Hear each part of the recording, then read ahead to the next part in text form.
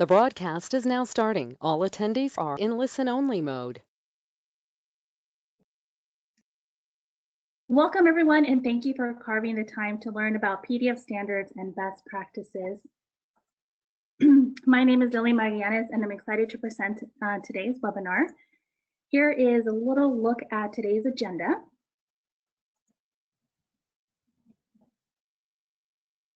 And I'm just doing a quick check to see if you're able to see my screen. It looks like it's good to go. Perfect.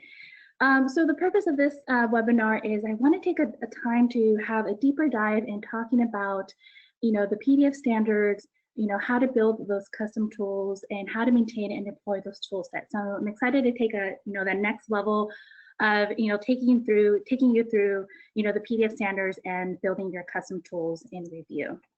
So here are some learning objectives that I hope that you can walk away and learn. But with that, I'm going to go ahead and hand it over to Mark, who's going to talk a little bit about Bluebeam. Hey, Lily, thank you so much. I'm Mark Williams. I manage PR here at Bluebeam, and I'm going to give everybody just a little background on the company and who we are and what we do before we dive into the meat of today's webinar. But before we did that, I actually wanted to ask Lily a question about your background. The passion and the focus that you've brought to this webinar series is incredible, and you are a driving force here at Bluebeam on this specific topic. Can you tell me about your experience and what makes this such a passion project for you? Yeah, thank you, Mark. That's a really great question. Well, before working for Bluebeam, I worked on a public funded project for higher education as a project manager, and then later on as a BIM coordinator. So I attribute a lot of my knowledge and experience on that project because it helped me transition into having a consulting role at Bluebeam, where I had a chance to work with a lot of cities and municipalities and helping them digitally transform their paper permit review to a digital using Review. So that gave me a good understanding firsthand of the challenges that our government clients face day to day.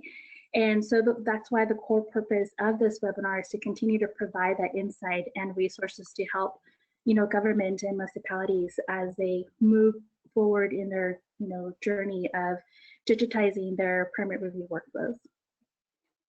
That is absolutely incredible. Thank you so much. And again, I think that we're very, very lucky to have you here and be able to leverage your passion and your dedication on this topic. So yes, and that is what we are all here to find out about today. It's how to boost our productivity, how to expand our collaboration, how to increase our accountability in the office. And Bluebeam solutions like Review put all project participants into one cohesive conversation that is built around the plan set documents themselves. It connects project teams, it reduces rework, it increases productivity while driving the benefits where you need them most, saving time and money. More than 1.6 million customers in more than 130 countries trust Bluebeam solutions to work smarter. Our collaborative platform, Bluebeam Studio, has hosted over 27 billion, yes, that's billion with a B, interactions since we launched it in 2010. We're proud advocates for the industry, supporting 30 international user groups and industry organizations, something that is very near and dear to our role in standardizing and advancing AEC technology concepts worldwide. By providing real-time access to relevant data, we can see that standardizing processes and workflows increase predictability and allow teams to quickly respond to design changes, producing more consistent deliverables and better quality documentation. The result is increasing accuracy and reducing rework and project delays. The improvement in visibility and accessibility to critical project information keeps surprises to an absolute minimum. And these efficiencies deliver benefits that can be directly measured and tracked over time. Bluebeam Global Services surveyed customers at individual companies, and Review users reported quantifiable savings in time, improved work quality, and boosted productivity that can be directly tied to the bottom line. And with that, I'd like to hand it over to Lily for today's webinar, Digital Plan Review for Government Standards and Best Practices. Take it away, Lily. Thank you, Mark. So a couple of weeks ago, I want to say maybe a little bit more than a month ago, Forbes magazine reported that about 70% of companies had a digital transformation in place or were working on one. But it seems that most companies were not far enough along to make COVID a non-issue. In somewhat of a similar article, another article that I had read talked about the prediction of post-COVID-19 and what that would bring to our industry. And one of the things that stood out to me is that cities might experience a backlog in permit reviews and building inspections. So there was an image that was floating around LinkedIn and Twitter asking people what inspired their digital transformation. Was it 1, the CEO? Was it 2, the CTO? Or was it 3, COVID-19? At first, it was a bit comical to see this question posed, but there was a lot to think about afterwards. And I'm curious to know what led the digital transformation of your organization. Mark's going to pull a quick poll in just a second and kind of go through the choices you can select from and read the results. So Mark, go ahead and if you can prompt that poll for us. It looks like the poll is open, so we'll give that a couple of seconds. Great. I can even talk through some of these answers here to let people get a little better idea of kind of what we're going after here. Lots of things, of course, can drive change within organizations. And sometimes that change can come from within the organization, and sometimes it can come from outside the organization. So the 3 answers here is change being driven by a department-wide initiative? Is this something that your organization internally has decided to do to get better at what you do? Or is this change being driven from outside your organization, perhaps a mandate from up above, from civic leaders, perhaps something about a county-wide organization to digitize processes? Or the third option, is this really driven by the challenges that COVID has presented, being that communication and collaboration are still critical parts of what we need to do every single day? And obviously technological resources can help a lot when it comes to bridging the gap here that has been created by our response to this crisis. I'll just give it a few more seconds to have some poll questions come in, but I think that we are pretty good. They look pretty stable. I'm going to go ahead and close that poll, and I'm going to share the results.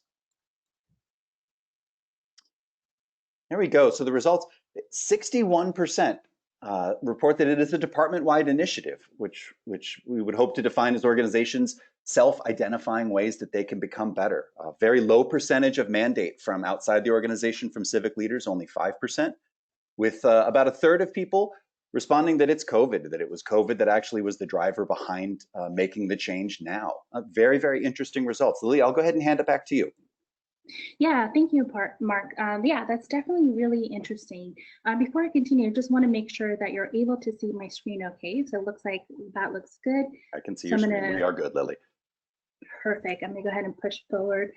So interesting that to see the results. So I want to take a little bit of time to talk about Sonoma County because they had sort of a mandate to move to their permit review workflows to 100% paperless. So some of the challenges that they face, and hopefully these challenges resonate with you, is government tends to have the stigma as the last place where efficiency abounds. The other challenge they face is reviews took a little bit too long. There was no standardized processes in place for internal or external reviews. And the permit applications and the review of the document formats, there was no standardization in that, and it wasn't trackable. So when they looked at utilizing Bluebeam Revu for the permit review, there's a couple of great solutions that they, highlighted. One, they, Revu complemented their, mybuildingpermit.com portal. And again, PDF being that universal file type, it was, an acceptable format for submissions for, plan set reviews. And then also reviewed allowed Snohomish County to have their plan reviewers work in sync, meaning that everyone was looking at the same, the same document at the same time, and they're not having to manage multiple different versions of that document. So the results that they were able to attain was, again, meeting that goal of moving 100% to digital transformation, which is a lot of you guys, reported in the previous poll that is, you have that, mandate to move over to, reducing paper. But after, Snohomish County, conducted a Bluebeam 101 training for their staff, 70% of the staff felt really comfortable using Revu. So that talks to how easy Revu is to be able to learn and quickly get running, start running. And then also the great thing that I love to see is that the Snohomish County were able to cut the review time by 1/3. So that meant that they were able to, continue to approve more projects in shorter timeframes.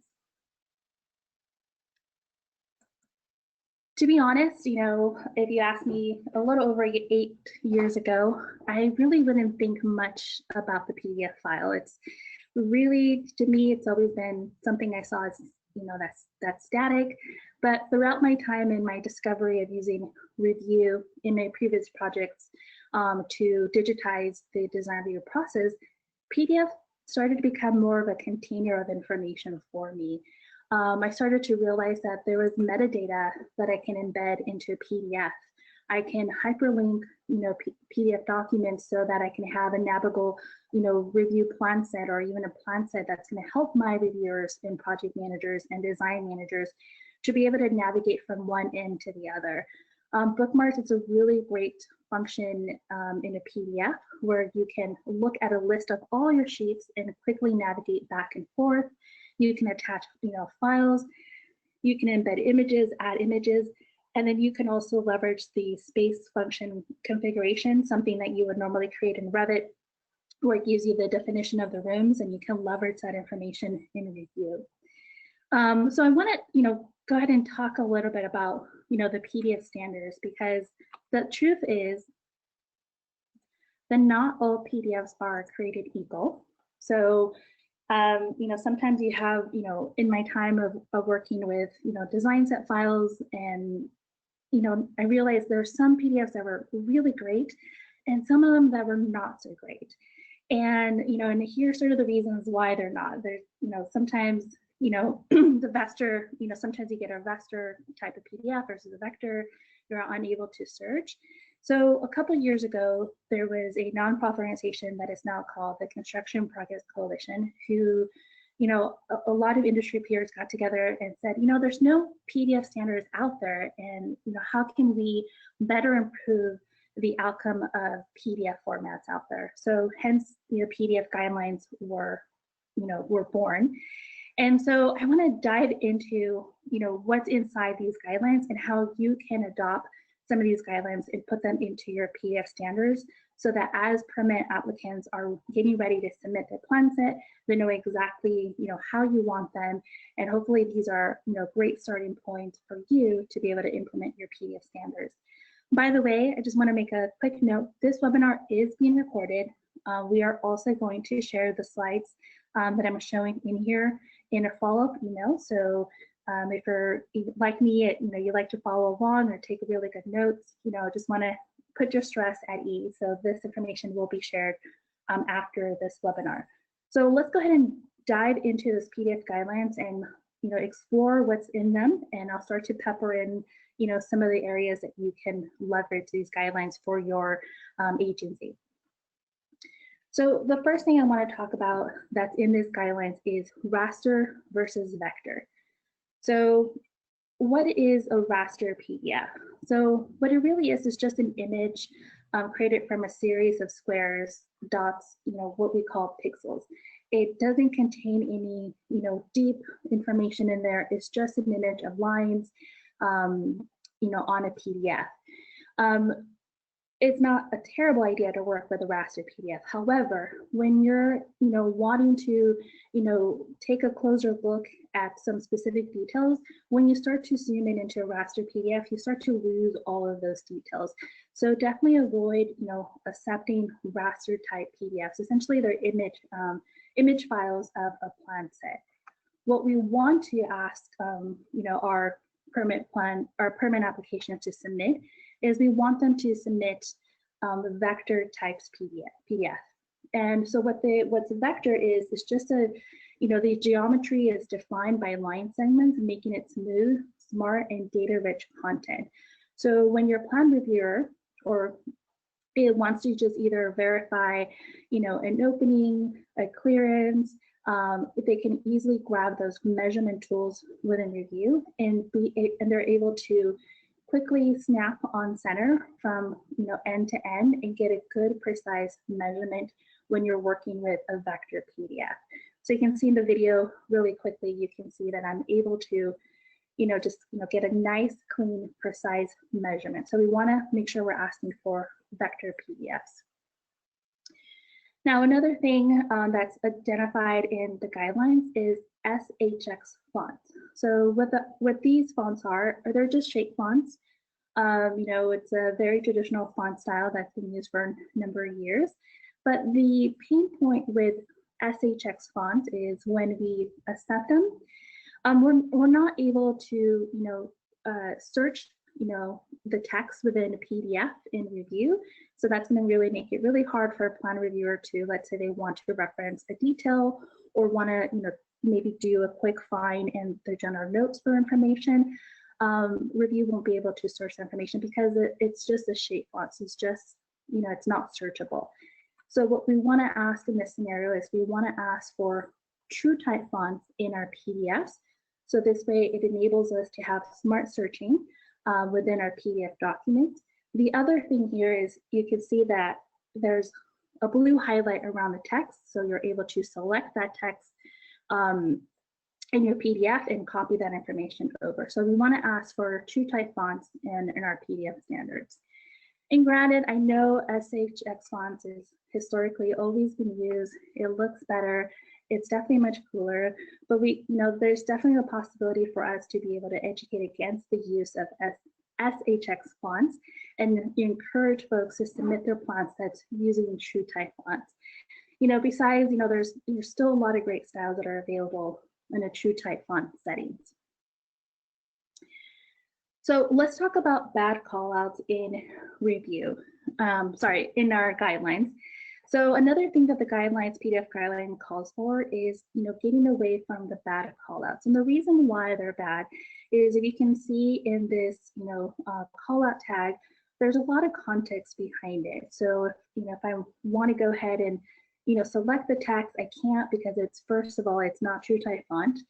And then by leveraging the OCR functionality in Revu, which stands for optical character recognition, I'm still not getting that text to be 100% text searchable. So you can see that it partially is selecting that information for me. So that's going to be a little bit hard for me if I wanted to create a hyperlink or leverage the batch functionality in Revu to be able to hyperlink all these details in my plan set.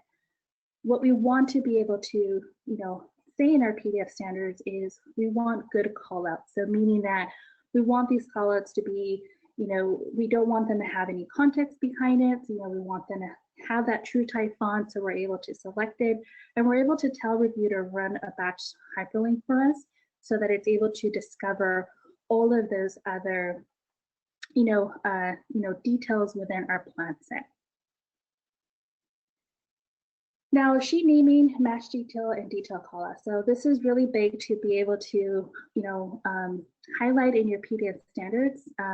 Having worked in a higher education project and working with various design firms who were submitting their plan sets to us, I saw many times I saw how there was an inconsistency from the sheet naming on the title block versus the sheet name on those detailed callouts. So, making sure that they're matching is highly important. And the reason this matters is because anytime that you want to reference that information and you want to hyperlink those section cuts or even those elevation views or enlarged views, this is going to make it much easier for Revu batch linking functionality to discover those tags and be able to hyperlink those sheets to the correct sheets. Otherwise, Revu is going to come back and say there's no links to create because it can't find that correct sheet number to that specific call out. And the last thing I want to mention is the hatch patterns. So we want to make sure that we're encouraging, efficient hatch patterns in, our plan sets. And the reason we don't want to have a heavy hatch patterns in the PHRs are, two reasons is one, if you tend to overlay those sheets on top of each other. So if you're receiving submission 1 and you want to compare it to submission 2, for example, if there's heavy hatch patterns, it may cause a blackout on your PDF. It also produces a large file size, so we want to just be able to identify what type of hatch patterns you want to accept, and then also just encourage, the use of simple hatch patterns. Now, hopefully this gave a little bit much more in depth into the PDF standards. There's definitely a lot to mention in, in the PDF guidelines. Let me just jump into a PDF guidelines I sort of extracted from what the Construction Progress Coalition has available on the website. I do have a resource available that I want to mention where you can get this copy at the end of this webinar. But if you want to just, visit constructionprogress.org, they have the PDF guidelines that you can download, for free. There's no cost, and there's definitely a lot more that I just mentioned. But the items that I mentioned are sort of items that I find that definitely apply to a lot of cities that I worked with in the past. One thing that I've learned is in working with cities in the past, the permit review workflow in itself, it has a lot of phases, so it could be a little bit overwhelming to be able to just take it all in and try to figure out what we want to call out in our standard. So here's a sort of a best practice that I've taken that's worked for me in kind of having those conversations, is breaking down that permit review workflow into phases. And then I have a little bucket here for PDF standards. So as I tend to write down, the ones that I just talked about just a moment ago, like, vector PDFs, true type font. But as we start to dive into the intake process, the internal review process, or what that looks like for, back to the permit application, one great example that I love to share is we had a permit tech who we were working together and trying to, look at how we want that plan set to be prepared for the planner. And to this individual, it was important for her to have bookmarks. And so that's something that, we included into the PDF standards, is making sure that, when those plan sets were submitted, they were calling out bookmarks to be created. This way, it's one less thing the permit technician has to work on, and it's one less step that they have to do, and that's able to speed up the process to getting those plan sets ready for the planner to review the document. So just want to, if this helps you kind of just break it down into these buckets, it definitely has helped me in the past. All right, so let's talk about, the custom tools. So besides having, your PDF standards that you can create, and again, there's no right or wrong way in creating those PDF standards, I highly encourage you to be empowered to really define what you want that plan set to look like and how you want it to be submitted. But on top of that, I want to talk about what are some of the tools that you can create and review that you can start to customize and really share with your team, so you're having a uniform working environment. So those tools in review are profiles, the tool chest, where you can have, a library of your commonly used markups. Stamps is another way that you can mimic those rubber stamps that you currently have on your counter and transform them into digital. And the last thing is having custom columns and statuses. So let's dive into the first item here, which is profiles, which allows you to create a uniform working environment. It's an easy way, to store your favorite toolbars, menus, and other display settings, so the tools you find most useful are readily available each time you open Review. Now, I want to dive into Bluebeam a little bit more in just a second to kind of show you the power of profiles. But if this is the first time you're kind of, diving into Review and you're trying to get familiarized with the interface, I kind of want to take you on a tour of the interface so you know exactly the areas to look for where profiles is impacting your interface. So at the very top, we have the menu bar, and this is very static to the interface. So going counterclockwise, we have what we call the properties toolbar, and you're going to notice this properties toolbar change every time you either open a document, place a markup. Anytime there's an action required for you to do, you're going to see the properties toolbar dynamically change. And then we have the panel axis. Someone once explained the panel axis in a very different way, and I really love how they explain it. So think of the panel axis as your dresser drawer. as you need a file access or you need your specific markup tool or measurement tool, you're opening up those panel access and then you're closing them up as you're done using them. Another thing about the panel access that you can configure in a profile is you can either have it open on the left or on the right. So that's something that can be configured within your profile. And at the very bottom, you have your navigation bar. This stays very static. And then you have your status bar, where this is where you're going to find that amazing tool where it allows you to sync both views. So when you have your screen split and you're either reviewing the same document in different versions, you're able to turn on the sync functionality, and wherever you're zooming on either the left or the right, the other side is also following those same clicks and zoom, which makes it a whole lot easier for you to navigate your plan set. And then lastly, we have the toolbar. So this is where you can pin those specific tools that you need quick access to right away. And this is where you can start to customize that profile look and feel. So I'm going to dive into Review to kind of just show you a little bit about profiles, but I wanted to kind of give you this overview to give you a good sense where we are. So when I navigate to the Review menu, come down to profiles, I have 4 profiles that are out of the box with Review. So right now I'm in my Review profile, but let me jump into Review Advanced, and then hopefully you're able to capture those areas that I pointed out earlier where it's a little bit different. So it looks like I have quite a bit of number of toolbars open at the very top. The tool set looks very different.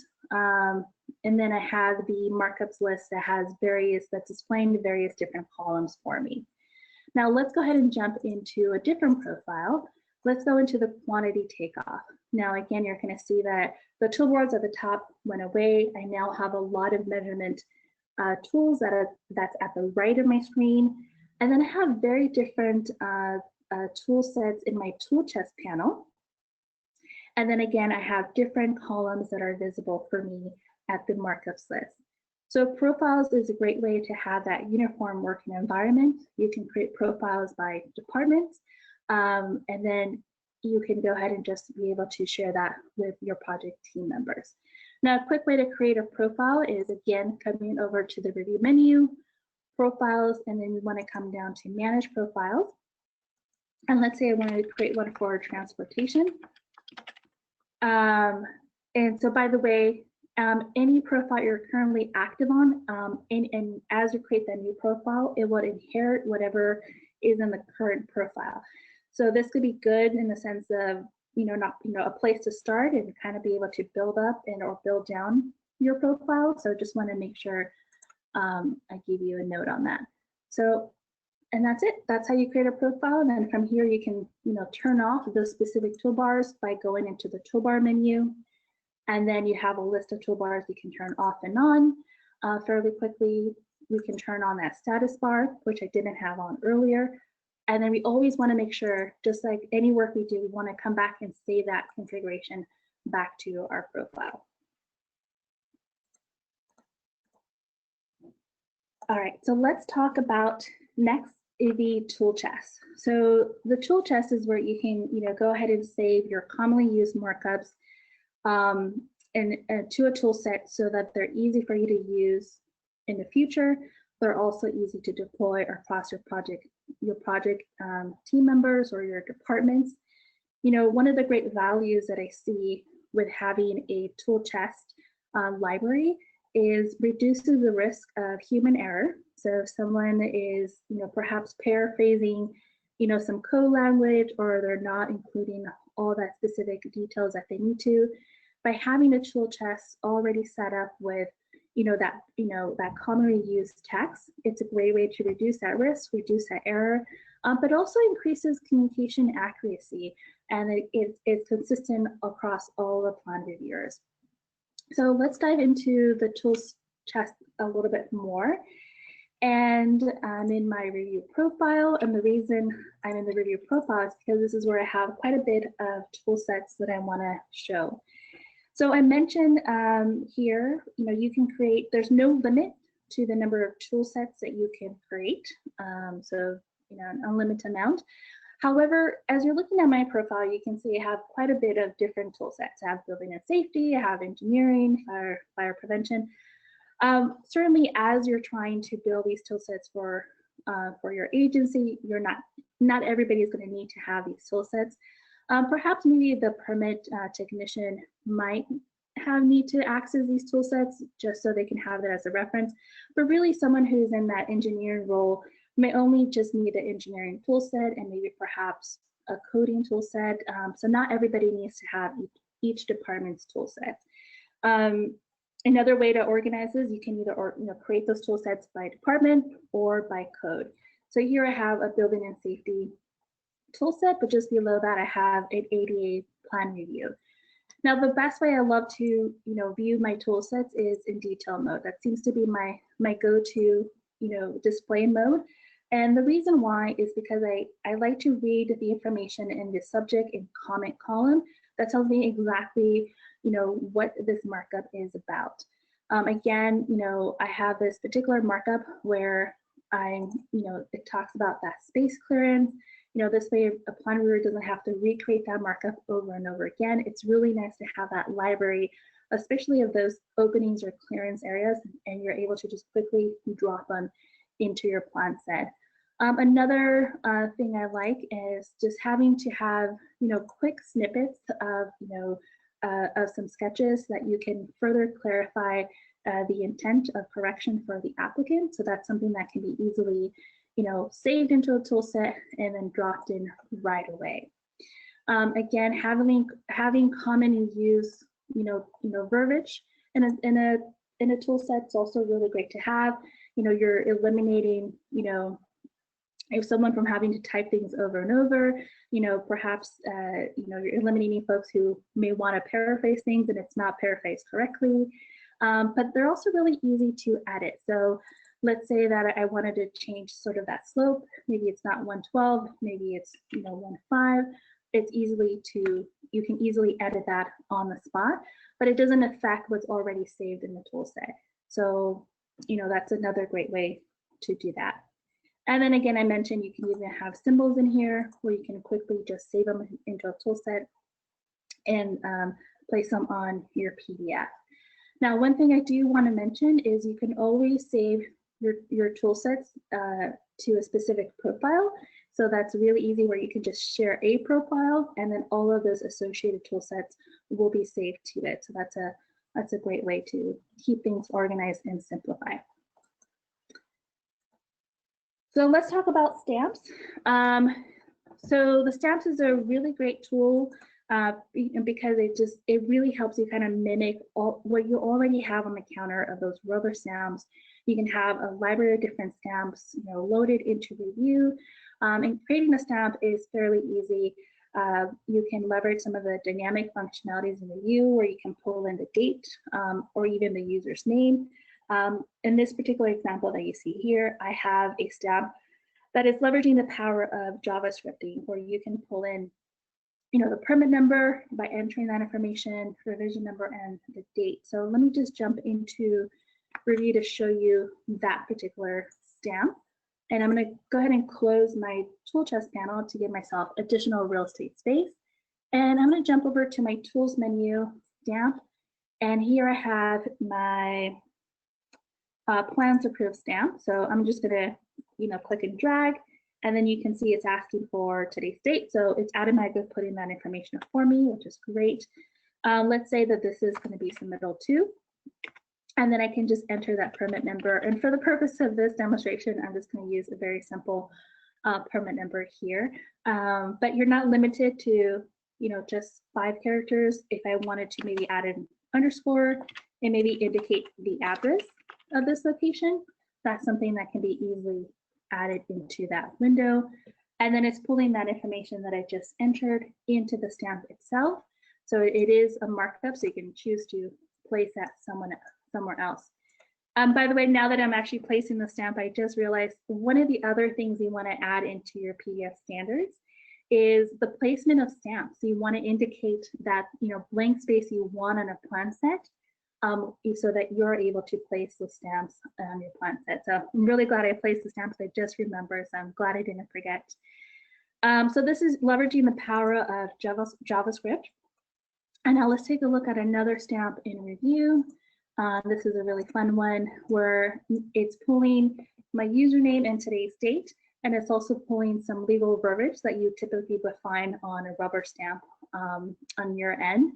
And let's go ahead and quickly edit this stamp. So that's another great functionality in review where you can, let's say you want to, update the verbiage.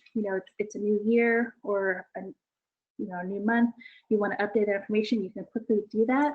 The way that this stamp is built is just leveraging, a simple square, shape, and then adding those text boxes, in there, and then just being able to edit that information. So fairly easy to use.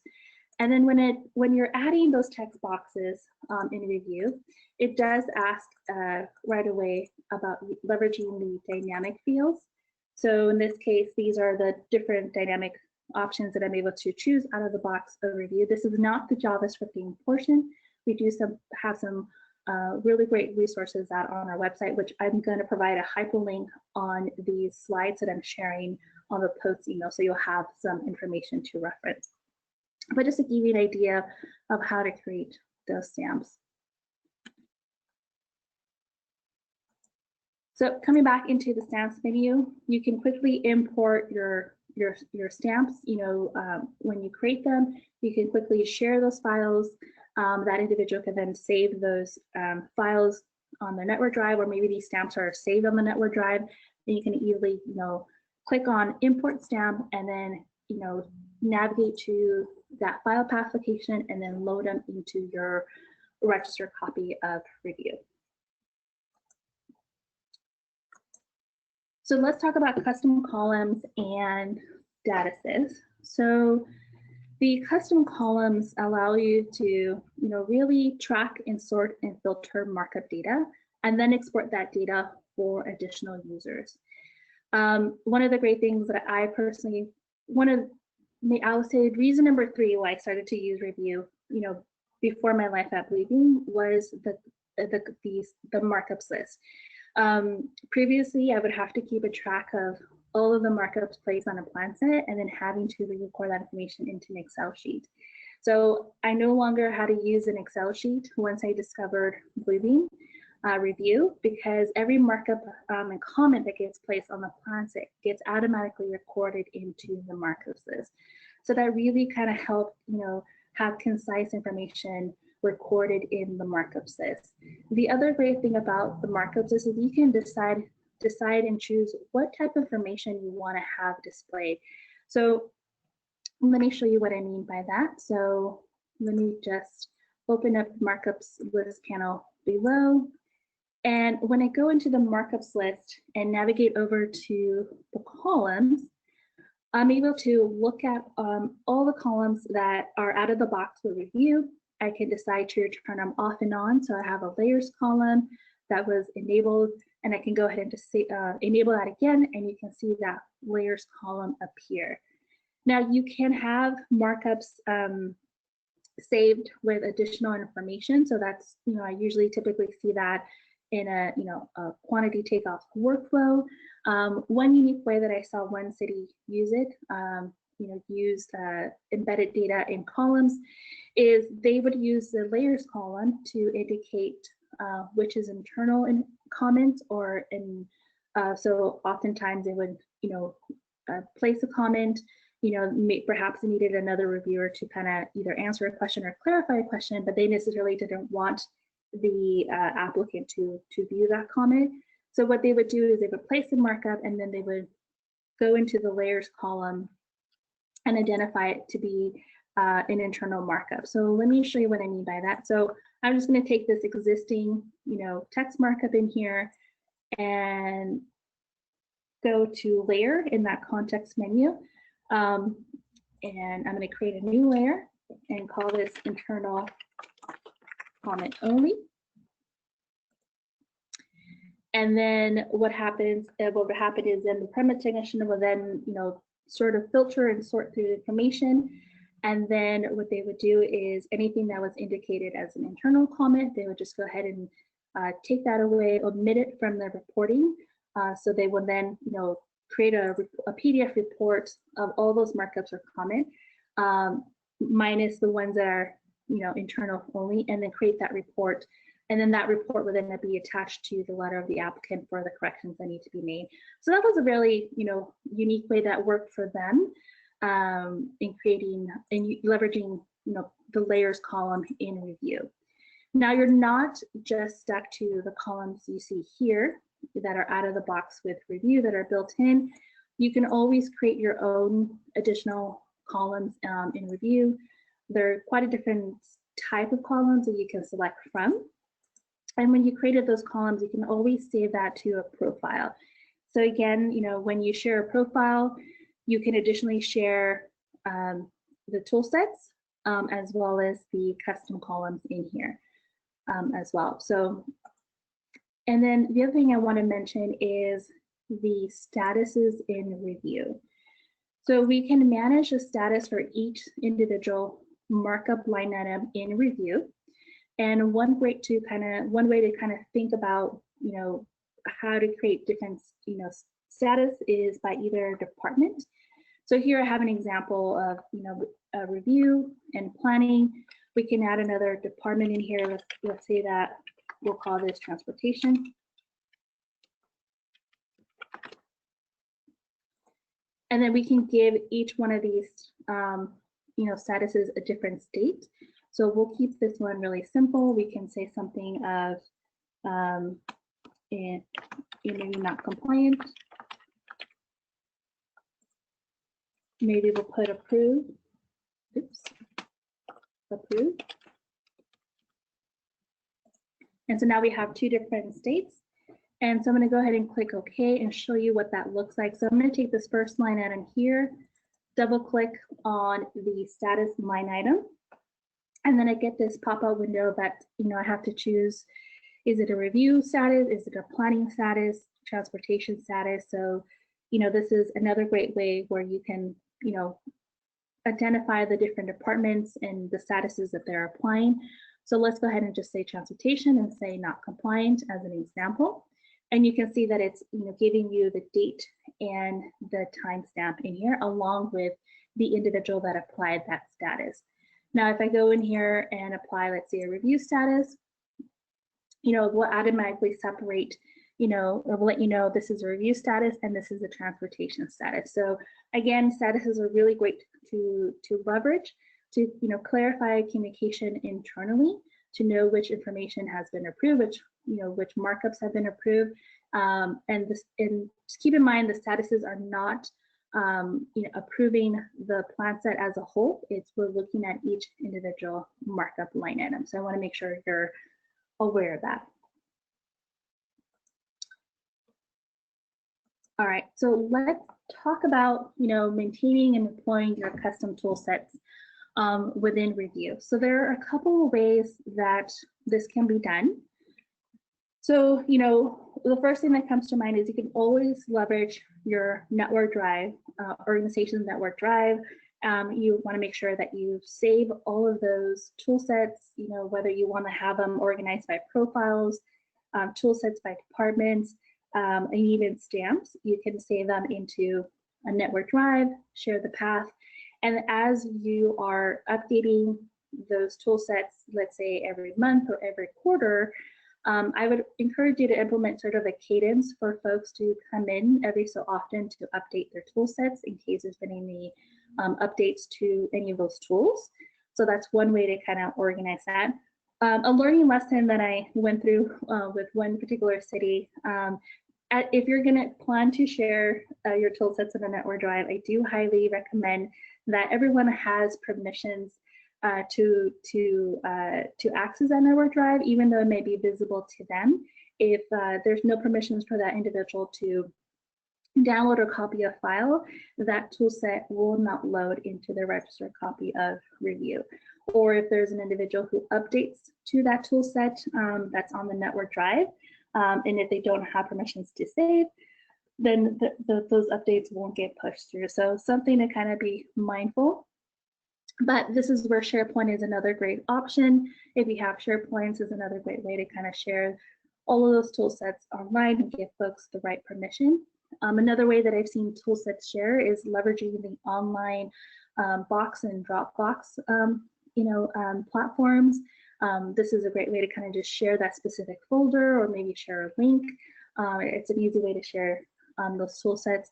And then there's always Bluebeam Studio, where you can create a studio project and have a library of those tool sets where you can have folks check in and check out that information. It also keeps a good, nice record of who's coming in.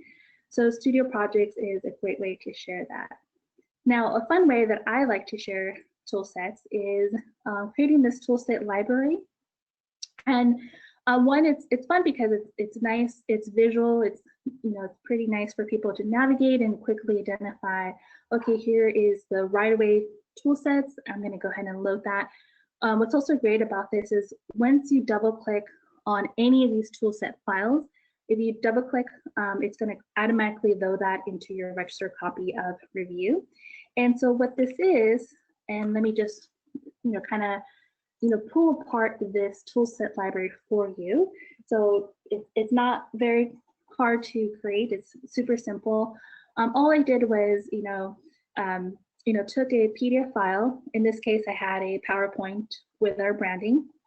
Just added a simple text box. Added a gray box in the background so it's easy to see all of these files. And all of these items here are just text boxes, just identifying the name of each one of these tool sets. And then I just came down to Tools, File Attachment, and navigated to my network drive where I have these tool sets saved and just brought it in. And then once at the first time you try to do this, it's going to look like a paperclip icon. You just want to open up the Properties panel and just make sure you're looking at the file icon, and then just make sure everything's aligned, and that's it. So once you share this tool set, it's easy for folks to just, double click on those tool sets. I already have this tool set loaded, so I'm getting this message, but it will the message you should be getting is, successfully loaded. Another reason to have this tool set library, I know that a lot of us are working from home and we don't have that VPN access to our organization's network drive. But if you're leveraging studio sessions to conduct the plan reviews, you can easily upload this file into a studio session. Or if you're hiring consultants outside of your organizations who are helping you with the plan reviews, you can have this toolset library as part of the documents that are uploaded into a session. And this way it's an easier way to share the tool sets with folks that are not part of your agency, but they're consultants, or also folks that don't have access to the network drive at the very moment because we're all working from home. It's an easy way to kind of share that. So it kind of helps remove that red tape for everyone. And so another way to deploy your custom tools and profiles is really to leverage Revu's MSI deployment to push those custom tools all at once. So this is really a great next step for when you're thinking about scalability and deployment of Revu. We have amazing guides, and I'm also going to include a hyperlink in the post email that's really going to be your IT's best friend. And we have a new configuration editor that we released that's going to make this step a whole lot easier for your IT group to be able to help you deploy Revu to your agency, as well as loading those profiles and those tool sets so everyone has that information that they need.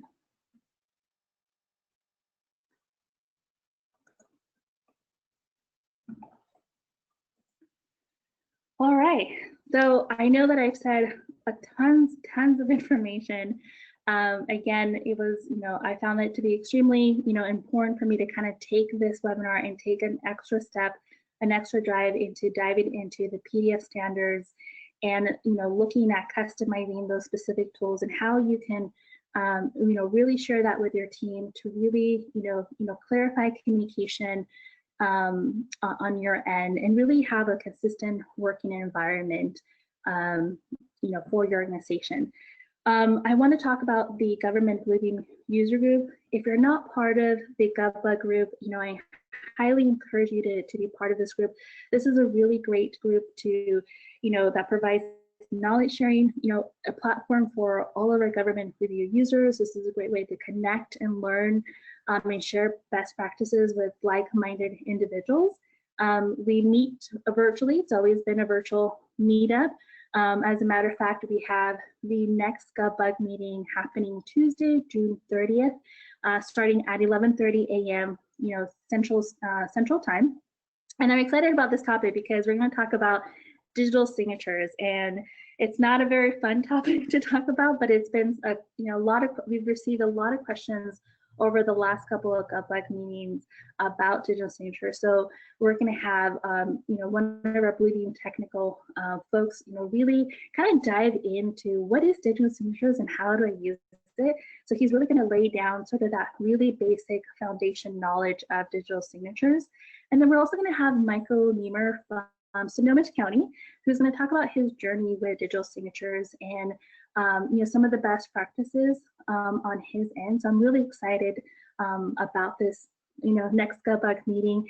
If you want to join this meeting, email us at communities@bluebeam.com. Let us know that you want to be a part of the GovBug meeting and you want information on that upcoming meeting that's happening Tuesday, June 30th. Also, if you're part of our GovBug community, we have some amazing resources for you that you can go back and review. We have a studio project where you can access previous, meeting recordings. We have a really great reference roster with the permission of the folks from the GovBug community who are, open and willing to connect with other cities and agencies who are currently in the process of either starting their, their transformation of their permit review workflows to digital, or in the middle, or they're ready for that next phase. They're definitely, these are amazing individuals who are willing to share what they've learned. And we also have the PDF guidelines that I showed you earlier. When I was talking about PDF guidelines, we have them saved there. So if you want to access them there, you can. So be sure to email us at communities@bluebeam.com and let us, make sure you reference this webinar. And if you're watching the recording, make sure you mention that you watched the recording as well. So, and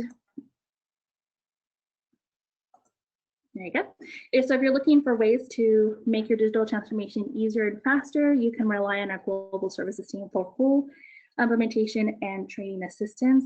They have supported municipalities all over the country in establishing best practices for the plan review and help them navigate the challenges of technology adoption across multiple departments and help them shorten the review timeline.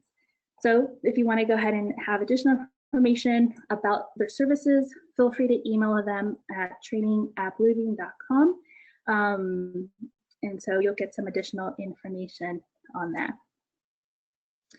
So I want to go ahead and thank you so much for attending, this second webinar from this webinar series that we're hosting. The next webinar is scheduled for July 23rd. I'm particularly excited about the webinar. I won't be presenting, but we're going to have Pitkin County talk about rolling a permit review system during a pandemic. So I'm really excited about their presentation. So that's going to be July 23rd, 9 a.m. Pacific Standard Time. Be sure to keep an eye out for LinkedIn when registration is open. We'll also make sure to email everyone when that registration is open. So again, I want to thank you so much for attending this webinar. I really hope that you found some of the things insightful and helpful, and that, as you're continuing on this journey of digital transformation, that these were some really great resources for you, to learn from. And again, you're going to get a follow-up email with the recording, and I'm also going to include these slides, and I'm going to, include a little, maybe an icon in there, so you can kind of click on those additional resources that talk about the guidelines, that talk about creating the tool sets, and even the MSI deployment information. So again, want to thank you so much and have a wonderful day.